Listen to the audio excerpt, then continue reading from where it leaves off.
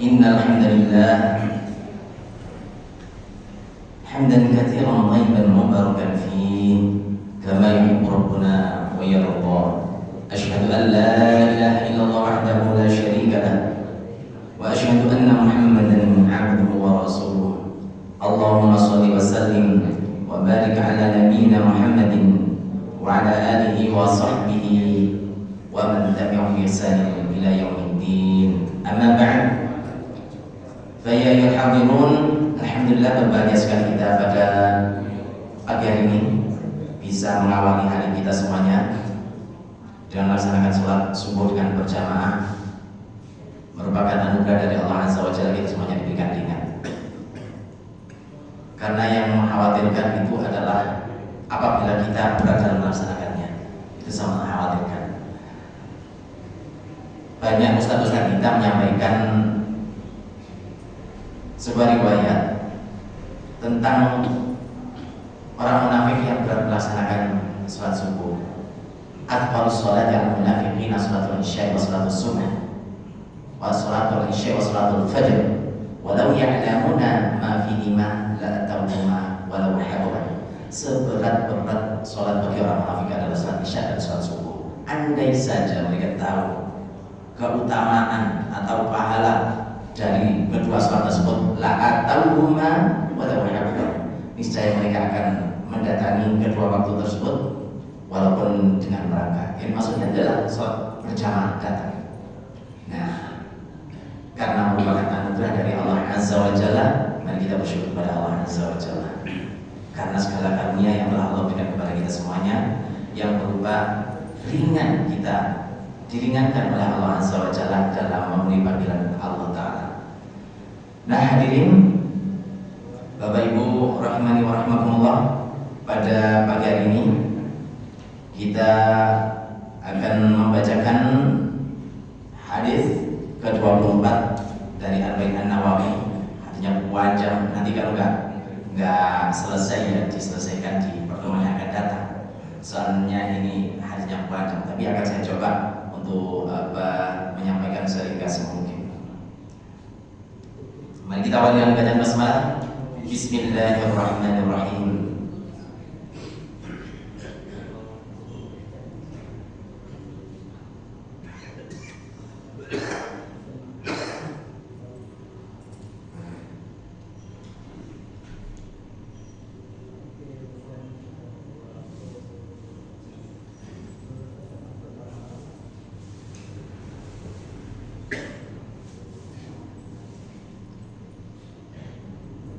Wabihi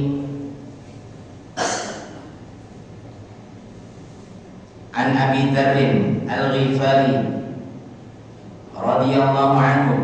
Hadis ini dari Abu Dzar radhiyallahu anhu. Dia berkata, qala Rasulullah sallallahu alaihi wasallam fima yarwihi an Rabbih azza wa jalla annahu qala, di mana Rasulullah SAW meriwayatkannya dari dari Allah Azza wa Jalla, annahu bahwasanya Allah Azza wa Jalla telah berfirman. Artinya hadis ini adalah hadis qudsi yang kita baca. Ya ibadi inni haramtu dzulma ala nafsi wa ja'altuhu bainakum muharraman fala tadhalamu. Ya ibadi kullukum dhallun illa man hadaituhu fastahduni ahdikum. Ya ibadi kullukum ja'i'un illa man at'amtu fastat'imuni at'imkum. Ya ibadi kullukum 'alim illa man kasawtuhu fastaksuni aksukum. Ya ibadi innakum tukhti'una bil-laili wan-nahar wa ana aghfiru dzunuba jami'an fastaghfiruni aghfir lakum. Ya ibadi innakum lan tablughu dhurri fatadurruni wa lan tablughu naf'i fatanfa'uni. Ya ibadi law anna awwalakum wa akhirakum wa insakum wa jinnakum kanu ala atqa qalbi rajulin wahidin minkum ma zada dhalika fi mulki syai'a. Ya ibadi law anna awwalakum wa akhirakum wa insakum wa jinnakum kanu ala atqa qalbi rajulin wahidin minkum ma naqasa dhalika min mulki syai'a. Ya ibadi law anna awwalakum وآخركم وإنسكم وجنكم قاموا في صعيد واحد فسألوني فأعطيت كل واحد مسألته ما نقص ذلك مما عندي إلا كما ينقص المخيط إذا أدخل البحر. يا عبادي إنما هي أعمالكم أحصيها لكم ثم أوفيكم إياها فمن وجد خيرا فليحمد الله ومن وجد غير ذلك فلا يلومن إلا نفسه. Hadis ini sangat banyak sekali Pak. Tapi kan saya coba selesai dari yang nanti menyampaikannya, soalnya penjelasannya juga panjang. Hadis ini dari Abu Dzar Al-Ghifari. Siapakah dia? Kalau kita lihat dari ini saya ambil dari buku The Great Sahabat. Yes. Jauh sebelum Abu Dzar radhiyallahu anhu masuk Islam, dia merupakan seorang yang lemah lembut. Ia lahir dari keluarga Al-Ghifar dan dibesarkan di lingkungan yang sempit. Nama lengkapnya adalah Abu Dzar Jundub bin Junadah bin Sufyan Al-Ghifari. Sejak kecil dia sudah terbiasa dengan kekerasan dan teror. Nah, dari situlah dia menjadi salah seorang merampok,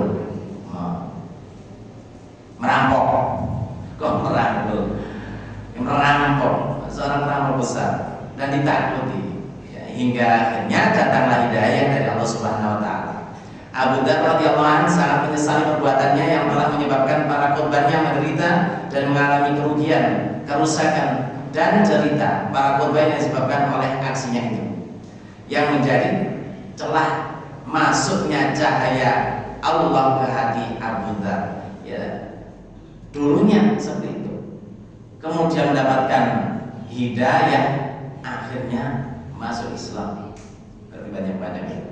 Nah, iji apian mantan preman jadi orang baik-baik. Jangan sampai mantan orang baik-baik jadi preman. Na'udzubillah min dzalik. Ini tapi di jamaah saya itu tidak sedikit yang mantan seperti itu. Ada, tapi mendapatkan hidayah, alhamdulillah ya. Makanya ketika kita sudah mendapatkan hidayah, jangan menjadi sombong. Kenapa bisa gitu? Bisa juga. Kenapa? Karena munculnya kesombongan itu di antaranya yang pertama ziyadatul mal. Biarnya gak soge, kemudian jadi soge, lupa diri. Bukan sedikit begitu ya. Kemudian ziyadatul ilm. Bisa jadi yang asalnya itu bukan siapa-siapa, akhirnya bertambahlah ilmu. Wah, ilmu pamer-pamerin, sehingga yang akhirnya nyala-nyalain orang, kapodok dikabir-kabirin.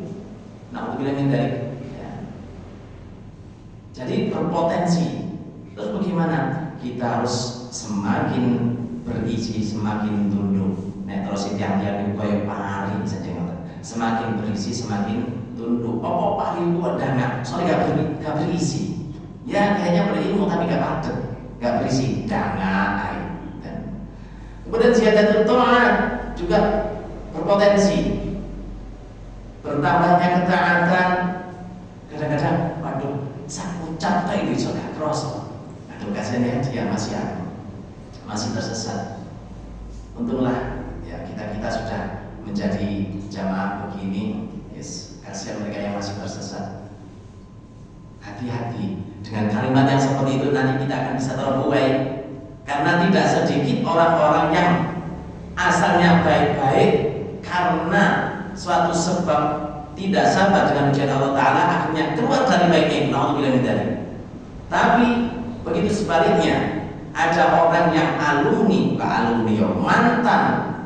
mantan masa kelamnya itu adalah kelabu atau bahkan hitam sekalipun, kemudian mendapatkan hidayah Allah Azza wa Jalla, kemudian akhirnya dia masuk Islam dan menjadi orang yang saleh. Subhanallah. Karena Allah lah yang membolak-balikkan hati, Allah lah yang memberikan hidayah. Maka ketika kita mendapatkan hidayah Allah Azza wa Jalla, dikaruniai rizki berupa ilmu, berupa pemahaman, maka kita harus bersyukur kepada Allah Azza wa Jalla. Dan ojo leren-leren untuk senantiasa amar ma'ruf nahi mungkar. Ketika amar ma'ruf, ketika mengajak, yang menyeru dengan cara yang terbaik. Ya, dakwah itu adalah mengajak, bukan mengejek. Dakwah itu menyeru. Dakwah itu ya berdakwah, ngajak kepada kebaikan. Ya. Itulah sedikit dari perawi Abu Dzar Al-Ghifari.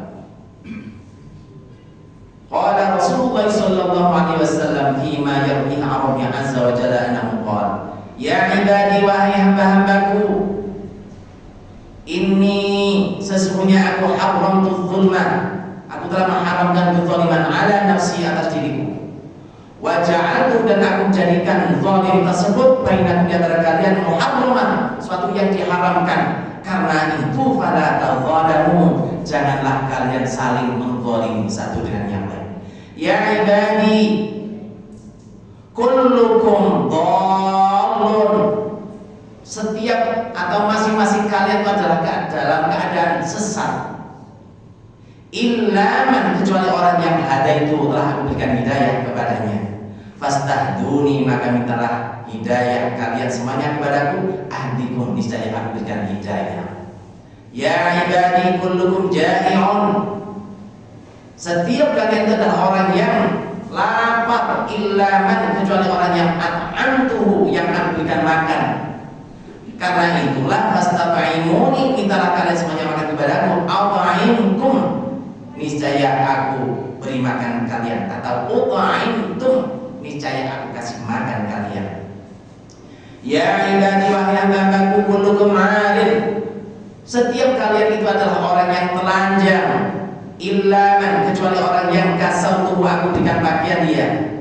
Karena itu fastaksuni, mintalah kalian semuanya pakaian kepadaku. Aksukum, niscaya aku berikan pakaian kalian.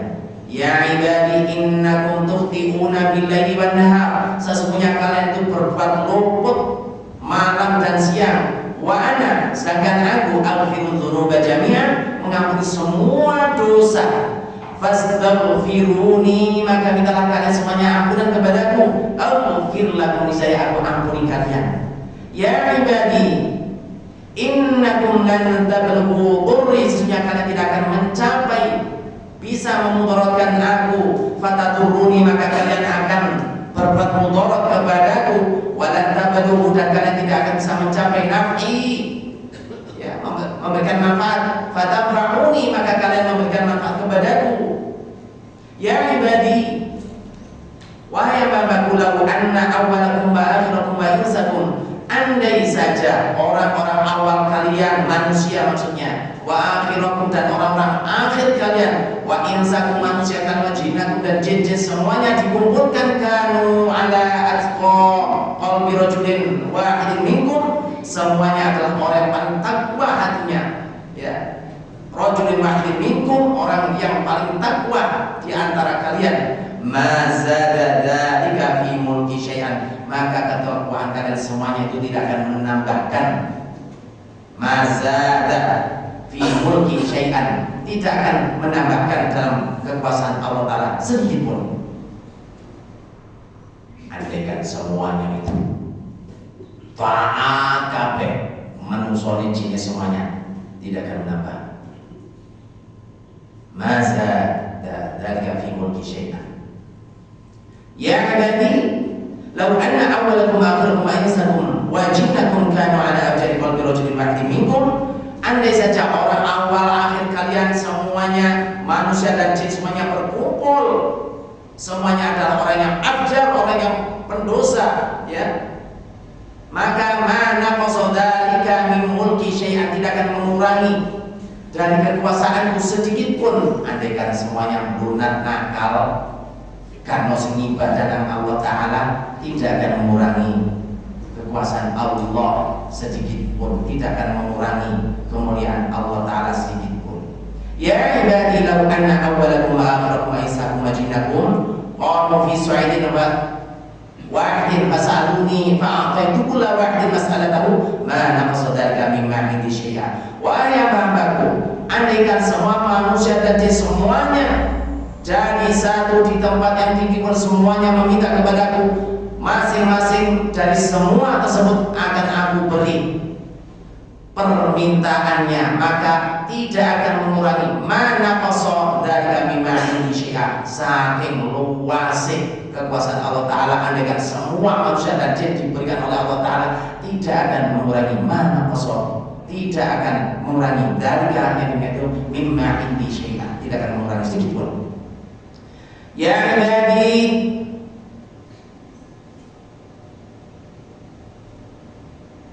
mana qasa dzalika mimma indi illa kama yanqusul mihyatu ila udul barok, kecuali yang diberikan oleh Allah Ta'ala kepada semuanya tadi seperti jarum yang dicelupkan di lautan kemudian diangkat, yang nempel di jarum itulah yang diberikan oleh Allah Ta'ala kepada semuanya. Ya ibadi innama ya'malu muqsiha lakum summa wafikum iyyaha faman wajada khairan falyahmadillah wa man wajada ghayra dzalika fala yalumanna illa nafsahu. Wahai hamba-hambaku,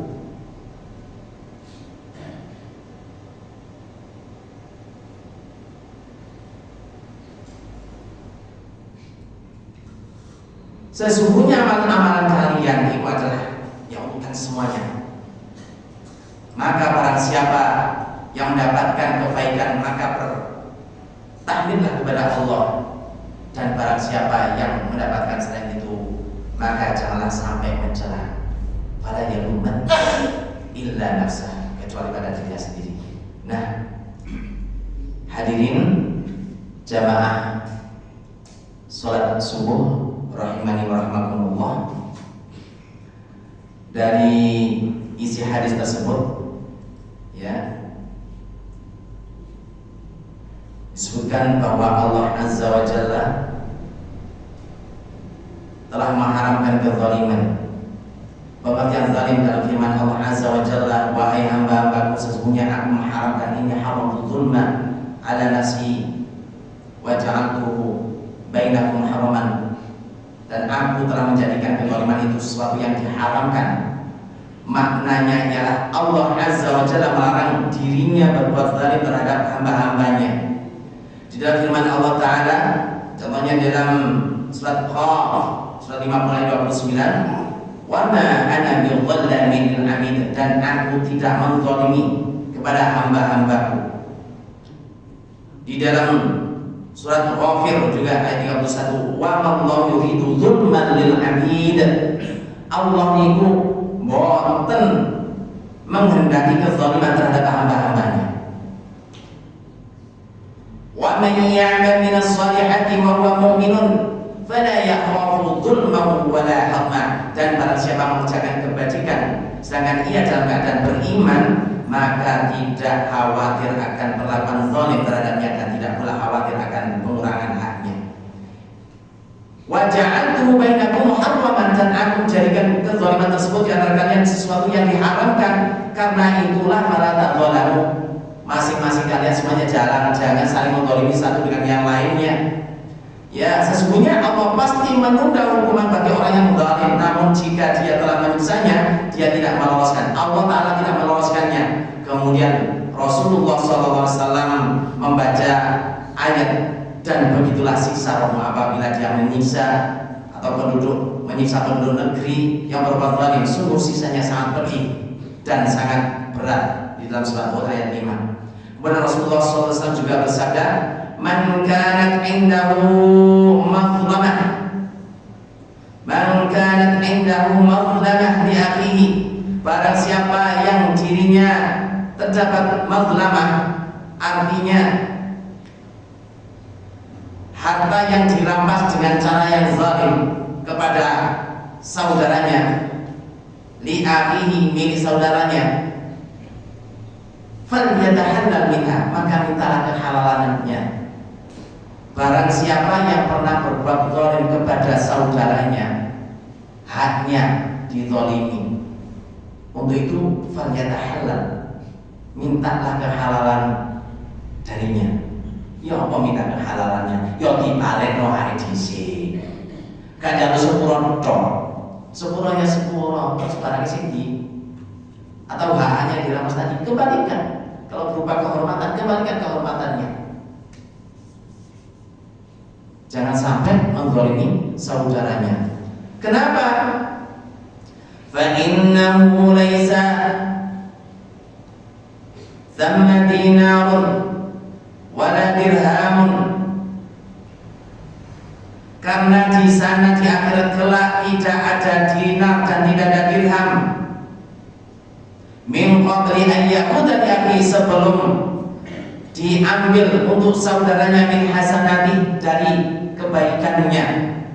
Fa illam yakul lahu hasanat, jika yang berbuat zalim tadi tidak memiliki pahala, tidak memiliki kebaikan, maka ukhidha min sayyi'ati akhi, maka akan diambilkan dari dosa-dosa orang yang dizalimi tadi. Fadrihat alaihi, dan diberikan, akan dilemparkan kepadanya. Atau di dalam hadis yang sering kita baca itu, hadis tentang muflis, karena orang tersebut melakukan kezaliman.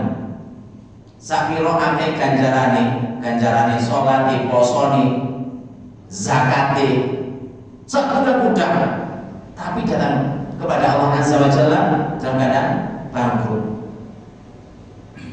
Qala Rasulullah sallallahu alaihi wasallam, "Atadruna al-muflis?" Tahu tak pada semuanya siapa itu orang al-muflis, orang yang bangkrut, muflis. Makanya ojo jenenge anak jenenge muflis, sing bener muflih atau mukhlis. Nek muflis itu orang sing bangkrut.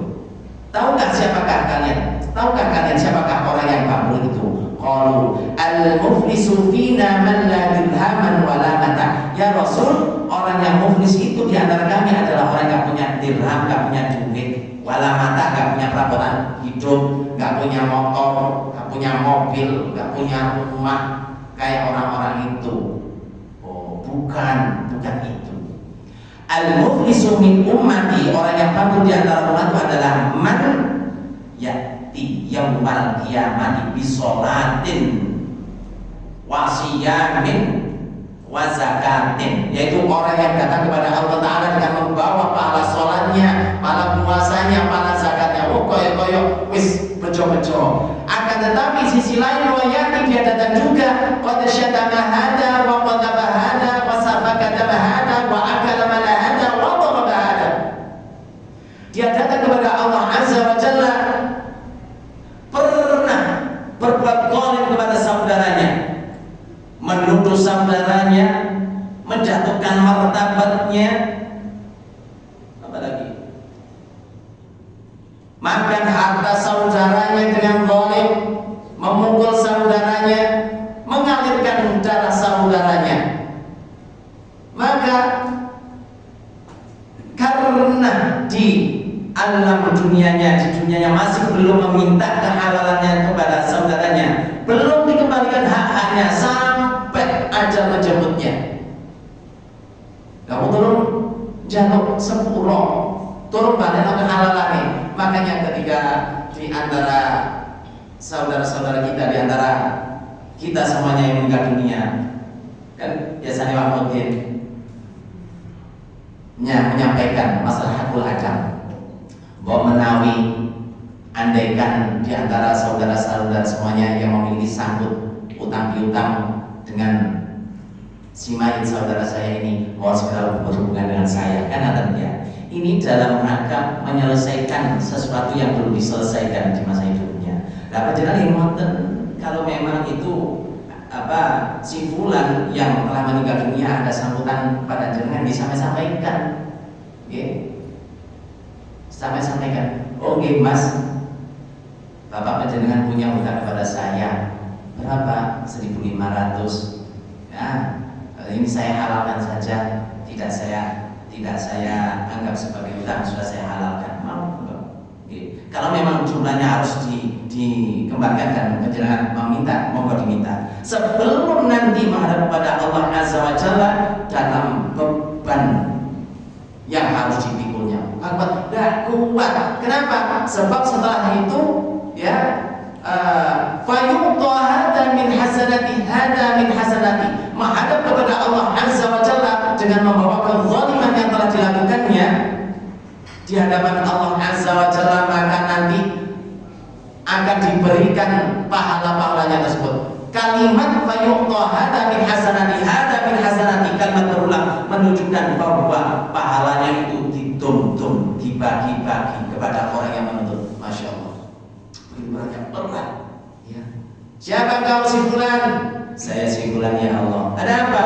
Ya, saya nggak mau kalau dia itu mau masuk surga dalam membawa budak-budak pahala. Siapa kau? Saya dulu pernah dizalimi. Dulu saya pernah dijatuhkan di hadapan orang lain. Saya pernah dituduh, ya Allah. Fayu'ta hada min hasanati, maka diberikanlah pahalanya. Hada min hasanati, diberikan pahalanya. Siapa lagi? Dituntut, dibagi-bagi.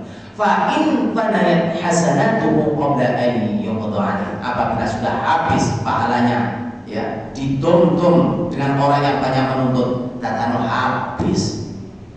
Ya, sebelum penuntut itu selesai, maka ukhidha khatayahum fadrihat alaih. Siapa kau? Saya Abdul ya Allah. Kenapa? Dulu harta saya dirampas ya Allah, tapi kok habis sudah pahalanya dia, saya nggak kebagian. Maka ukhidha khatayahum, gak kuat itu. Mana dosamu? Diambillah dosanya orang yang dizalimi, fadrihat alaih, diberikan kepada orang yang berbuat zalim. Kemudian dia dilemparkan ke neraka. Inilah orang yang bangkrut itu. Maka pesan Rasulullah SAW, fala tadzalamu. Maka pesan Allah Azza wa Jalla, ya, fala tadzalamu, janganlah kan semuanya saling menzalimi, karena semuanya nanti akan dituntut di akhirat nanti.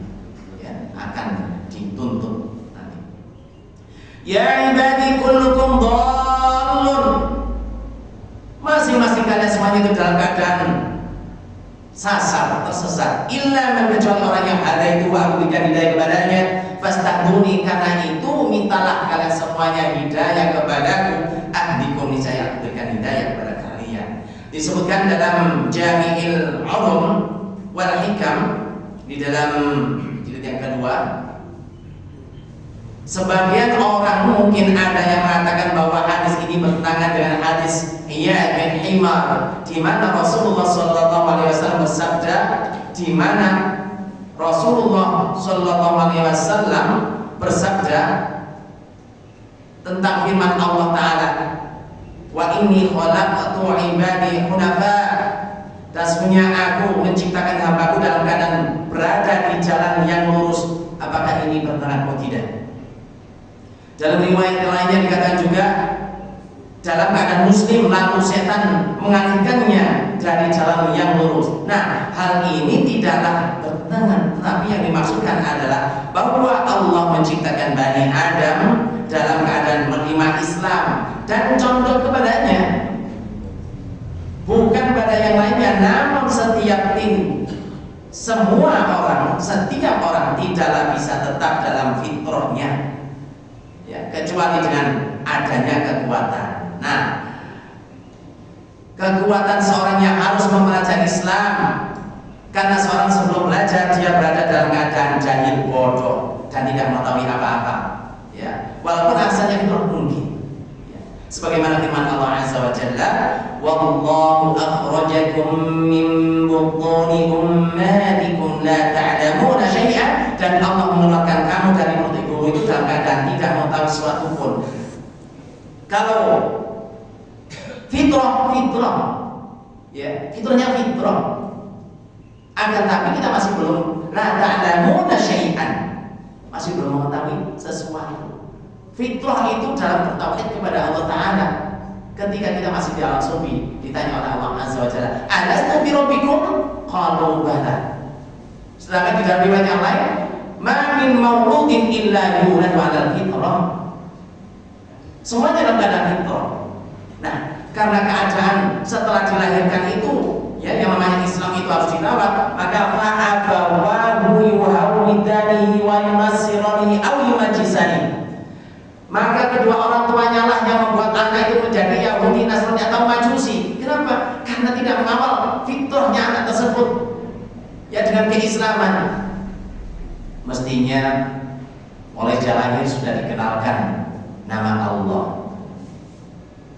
Sejak kecil dikawal dengan kebaikan, dikenalkan dengan Islam. Umur 7 tahun diperintahkan untuk sholat. Sekali lagi, umur 7 tahun diperintahkan untuk sholat. Umur 10 tahun dia terus sholat, pukullah dia. Karena terpetunjuknya ini dalam rangka mengawal keislaman anak kita semuanya. Jangan sampai atas dasar iman sayang kepada anaknya sakno datang subuh-subuh itu jangan sakno turun ini. Itu bukan sakno, justru kita itu gak kasihan, gak sayang itu namanya, membiarkan anaknya sehingga nanti di akhirnya nanti sudah terbiasa menjadi orang yang gak sholat. Naudzubillah min dzalik. Tak kenal Allah Ta'ala, tidak dididiknya dalam agama. Justru ya, ilmu-ilmu yang sunnah atau ilmu-ilmu yang wajibnya tidak ain atau kifayah diutamakan, yang fardhu ain tidak diutamakan. Apa yang maksudnya? Ilmu yang fardhu ain tidak diutamakan, yaitu ilmu ibadah Allah Azza wa Jalla. Sholatnya tidak dipenting, no. Bagaimana cara wudu'i, bagaimana cara sholatnya anak kita, apakah sudah benar atau belum. Anak gak bisa baca Al-Quran, gak pusing. Anak gak diterima ke SMP negeri, pusing. Anak gak diterima ke sekolah favorit, gak bisa kuliah di tempat favorit, pusing. Tuh, perasaan ya Allah, apakah nanti kalau sudah kuliah ke tempat favorit akan dijamin masa depannya? Allah yang menjamin semuanya itu. Ya, kok yuk kita kehilangan akidah deh. Ini kebanyakan. Sedangkan anak kita semuanya gak iso sholat ya gak pusing, masjid kosong ya gak ngeluh, gak iso maca Quran ya gak no masalah. Ya Allah ya Rabbi, sering saya sampaikan dan kata apa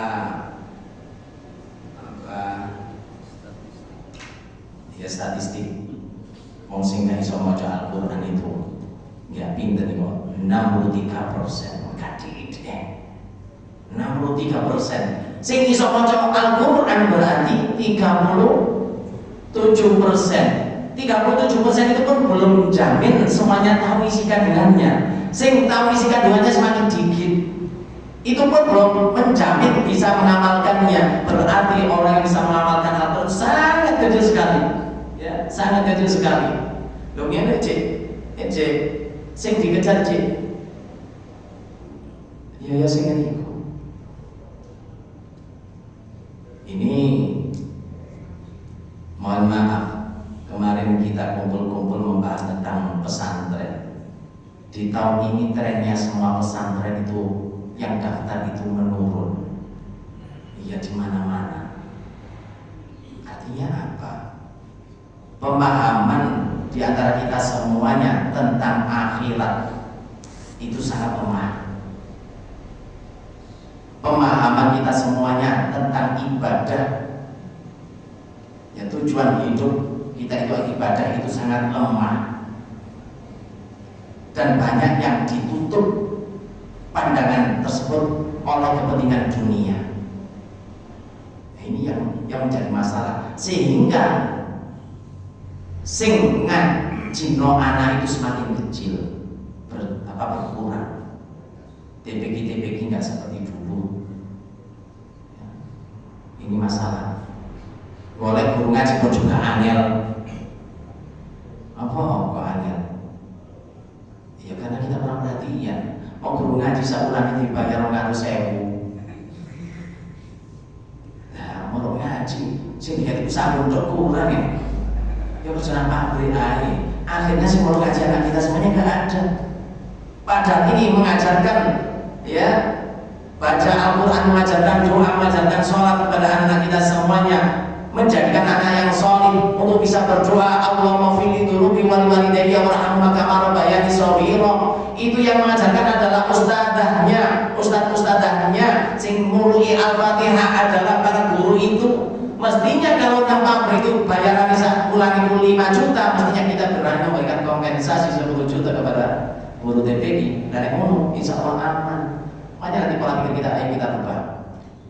Guru TPG standarisasi, tapi dengan kompensasi. Bukan kita memberikan bayaran rendah, tapi kompensasi. Biar istiqomah mengajarkan anak-anak kita semuanya. Nah, karena ahli kelas terwana TPG ini yang mengadakan. Iya, nanti mengadakan. Kenapa dia awali? Ya nanti insya Allah tak kirim anak-anak datang ke sini untuk mengawali. Kenapa? Anak kecil itu kalau yang mengajar itu adalah kakaknya, tidak jauh-jauh. Ya diberikan permainan di senang musik. Insya Allah kerasa. Nah, yang kerasa nanti dampaknya masih dikit rame. Jadi rame ku waktu sholat di jalan sekolah ini anak, jalan ya ini sing telaten. Ya, ya ojo diusir. Dan yang diusir itu yang masa depan kita semuanya, generasi muda itu kayak tau rame dan kita nggak sabar diusir. Ya Allah ya Rabbi, kita dulu pernah kecil juga Pak. Itu adalah proses, ya proses. Karena langsung ujung-ujung gak dimalaikan, ya. Tapi butuh proses yang namanya anak itu. Ya wajar lah, ya karena namanya anak juga. Tapi kita semuanya butuh sing luas samudrani, ya. Paham, ya. Nah, kita kembali kepada hadis. Kita semuanya dikeluarkan dari perut ibu kita dalam keadaan tidak mengetahui apapun. Maka dari situlah Allah memberikan ilmu, tidak kemadaan, tapi melalui proses-proses kita semuanya itu.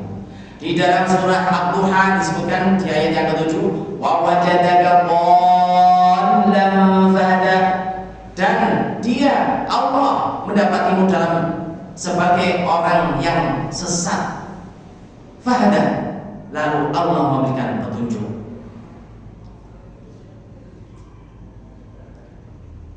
Yang dimaksud ini adalah mendapatimu dalam keadaan tidak mengetahui apa-apa, kemudian ia ajarkan Alkitab, Al-Hikmah.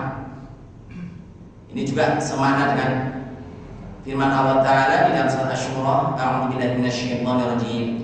Wa kadzalika awhayna ilaika ruhan min amrina ma kunta tadri mal kitabu walal iman. Dan demikianlah kami wahyukan kepadamu Al-Qur'an dengan perintah kami.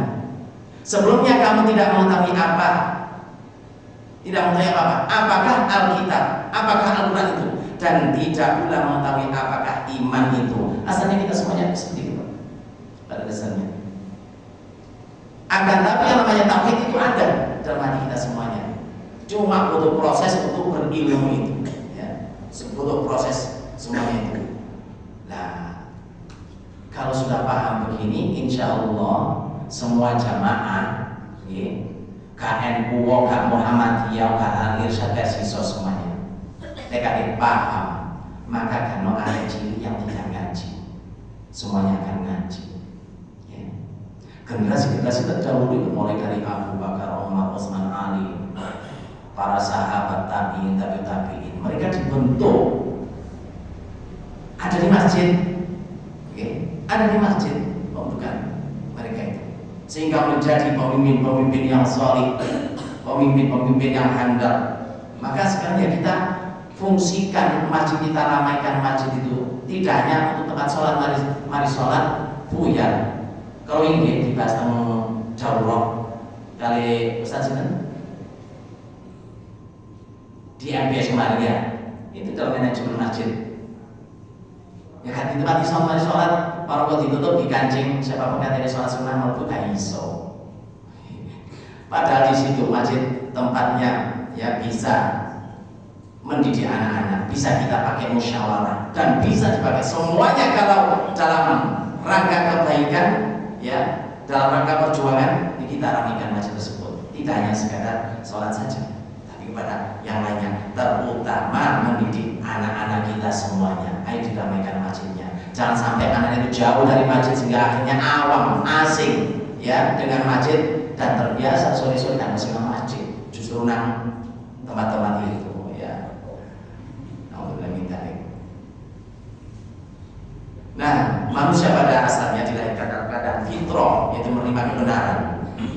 Jika Allah memberi petunjuk pada seorang, Allah akan memberinya sebab dengan diajarkan mengenai petunjuk. Jadilah dia orang yang mendapatkan petunjuk.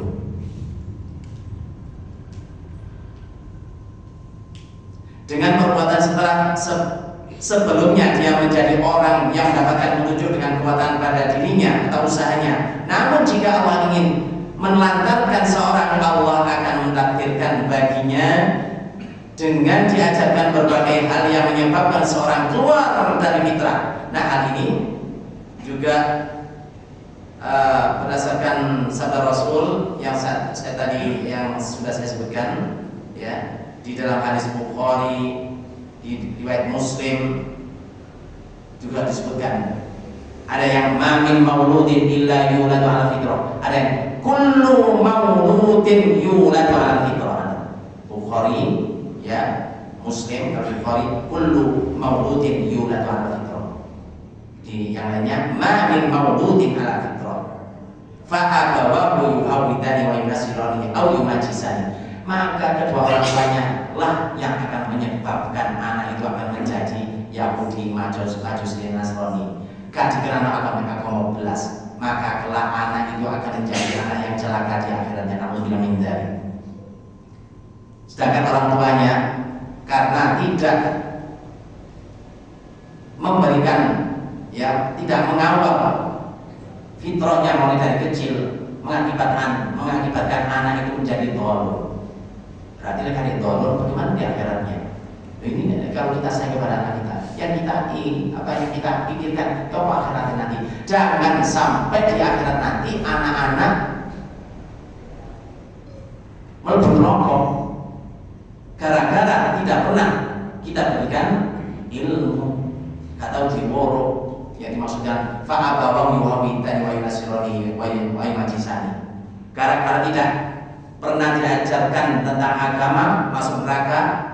Gak masalah anak itu masuk neraka. Orang tuanya orang ke surga enak-enakan, anak yang mlebu neraka. Anak sapa pilih? Kula yugane niki. Niku bapak boten teng swarga. Tuh, kok iso ngene? Nggih boten nate kok diworo belas, boten kenal Allah, boten kenal Rasul, boten kenal ibadah, boten kenal salat, boten kenal poso, apa malih. Sing penting urip iki boleh duwe. Akhirnya mlebu neraka. Kula boten terima ya Allah. Inilah yang dimaksudkan. Ya, maka semuanya akan sibuk dengan urusannya. Anak melupakan orang tuanya, suami lupa akan istrinya. Semuanya sibuk dengan urusannya. Ini yang disebutkan oleh Ibnu Abbas radhiyallahu anhu. Maka bergembiralah kalian semuanya pada hari ini, yang mana yauma yafirrul mar'u min akhihi dan seterusnya itu. Pada hari itu yauma yafirrul mar'u, semuanya akan lari, ya lari. Lekati ono kesempatan menuntut istri kepada suami yang dituntut pada saat itu, diberikan hak-haknya, ya. Maka kata Ibnu Abbas, bergembiralah kalian semuanya pada hari itu, karena hak kalian semuanya akan dituntut, termasuk hak anak untuk mendapatkan ilmu, tidak diberikan oleh orang tua, nanti akan dituntut di akhirat nanti. Nauzubillah min dzalik. Yauma yafirrul mar'u min akhihi dan seterusnya itu. Maka ya kita berhati-hati, jangan sampai anak kita ya termasuk korban dari kesalahan kita semuanya. Dikiranya enak itu mek urip di dunya tok. Sing penting nyambut gene enak lancar, itu dikiranya sukses. No. Ya. Sing diarani sukses termasuk yang sering disampaikan oleh Pak Mudin itu ya.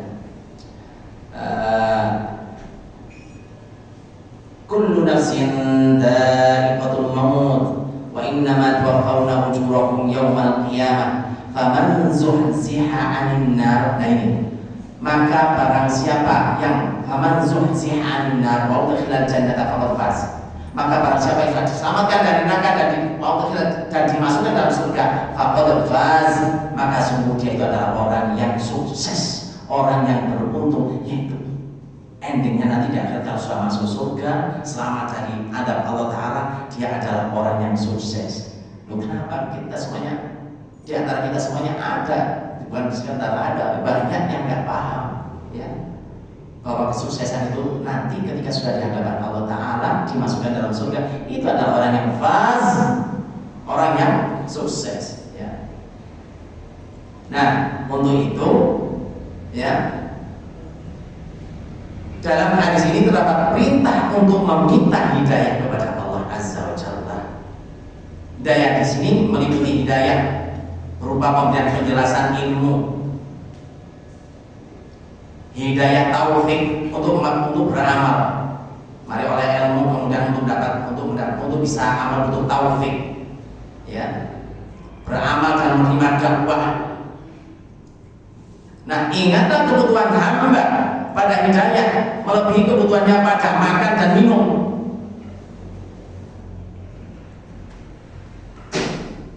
Sebagaimana yang sering kita baca dalam surah Al-Fatihah, dalam ayat itu kita selalu meminta kepada Allah Ta'ala hidayah yang baru dan menambahkan kita hidayah dari hidayah yang sudah ada. Ihdinas siratal mustaqim, ihdinas siratal mustaqim. Saben dino kita baca, ya, saben saat kita baca, belum lagi di dalam salat sunnahnya. Maka sangat butuh kepada Allah. Dalam lanjutan hadis ini Allah Ta'ala berfirman, wahai hamba-hambaku kalian semuanya adalah orang yang lapar, ya ibadi kullukum ja'iun illa man at'amtukum, kecuali orang yang aku beri makan, maka fastata'imuni, maka hendaklah kalian meminta makan kepadaku, at'imukum, niscaya aku memberinya. Nah, wahai hambaku kalian semuanya asalnya telanjang, ya ibadi kullukum 'arin illa man kasautu, kecuali orang yang telah aku beri pakaian, fastaksuni, maka mintalah kalian semuanya pakaian kepadaku, aksukum, pasti aku memberinya. Dalam dua kalimat ini menunjukkan bahwa hamba sangat butuh kepada Rabb-nya. Kebutuhan mereka kepada Rabb-nya adalah dalam memperoleh rezeki, pakaian mereka, ya. Sebagai hamba-hamba Allah haruslah hanya meminta kepada Allah, baik dalam masalah pakaian, makanan ataupun yang lainnya, lebih-lebih untuk urusan kebahagiaan dunia dan akhirat. Maka setiap saat ketika kita berdoa jangan pernah meninggalkan doa Rabbana atina fid dunya hasanah, ya Allah berikanlah kami kebahagiaan di dunia ini, ya. Rabbana atina, berikanlah kepada kami fid dunya, di dunia ini hasanah, kebaikan, kebahagiaan, segala kebutuhan-kebutuhan hidup kita semuanya kita gantungkan kepada Allah Ta'ala As-Samad. Wa fil akhirati hasanah, begitu juga urusan-urusan akhirat kita minta kepada Allah Ta'ala agar di akhirat nanti diberikan hasanah, diberikan bahagia, diberikan beruntung, sukses. Dampak dari doa ini, maka urusan-urusan dunia kita semuanya, urusan-urusan akhirat semuanya diberikan oleh Allah Azza wa Jalla, ya. Nah, untuk itu perintah Allah Ta'ala, ud'uni astajib lakum, berdoalah kalian semuanya kepadaku, firman Allah Azza wa Jalla, niscaya aku kabulkan doa-doanya. Lebih-lebih, ya, yang sudah memiliki kebiasaan yang baik, tengah malam bangun setelah salat tahajud kemudian berdoa kepada Allah Ta'ala, itu adalah saat-saat yang mustajabah, ya. Karena Allah Ta'ala dalam penjelasan Rasulullah SAW, yanzilu Rabbuna tabaraka wa ta'ala hina yanqatu ila akhir. Allah Ta'ala turun ke langit dunia ini ketika malam tinggal sepertiga malam terakhir ke langit dunia ini. Wa qala, dan Allah Azza wa Jalla berfirman, man yad'uni fastajib lahu wa man yas'alni fa'tiyahu. Barang siapa yang berdoa kepada aku, saya kabulkan doanya. Barang siapa yang minta kepada aku, maka aku akan penuhi permintaannya. Wa man yastaghfiruni, dan barang siapa yang memohon ampunan kepadaku, faghfir lahu, ya, maka aku berikan ampunan padanya. Nah, untuk itu selesai, waktunya supaya isyraq ya. Maka nanti insya Allah akan kita lanjutkan pada pertemuan yang akan datang. Intinya apa yang sudah kita dapatkan ya, penjelasan dari Rasulullah, dari para tabi'in, dari para sahabat tabi'in ya, dari ulama-ulama kita, ayo kita betul-betul berusaha untuk mengamalkannya. Mudah-mudahan menjadikan ilmu yang manfaat dan barokah. Mari kita sama-sama mohon berdoa kepada Allah Azza wa Jalla agar kita semuanya diberkahi barokah umur kita, barokah rezeki kita, barokah keluarga kita, dan barokah kehidupan kita di dunia hatta dan akhirat. Innallaha wa malaikatahu yusholluna 'alan nabi ya ayyuhalladzina amanu shallu 'alaihi wa sallimu taslima. Allahumma inna nas'aluka 'ilman nafi'an wa rizqan wasi'an wa 'amalan mutaqabbala. Allahumma inna nas'aluka ridhaka wal jannah wa na'udzubika min sakhatika wan nar. Allahumma ij'alna wa auladana wa talamidana min ahli al-'ilmi wa ahli al-khair wa la taj'alna wa iyyahum min ahli asy-syarri wal dhayr innaka 'ala kulli syai'in qadir. Rabbana atina min ladunka rahmatan wa hayyi lana min amrina rashada. Rabbana atina fid dunya hasanah wa fil akhirati hasanah wa qina 'adzaban nar. Subhana rabbika rabbil 'izzati 'amma yasifun wa salamun 'alal mursalin walhamdulillahi rabbil alamin. Bapak Ibu jemaah rahimani wa rahimakumullah, demikian tadi separuh dari hadis sudah saya baca. Insyaallah pertemuan yang akan datang akan kita lanjutkan. Ada kurang lebihnya mohon maaf. Kita akhiri dengan kafaratul majelis. Subhanallah wa bihamdihi asyhadu an la ilaha illa anta astaghfiruka wa atubu ilaik.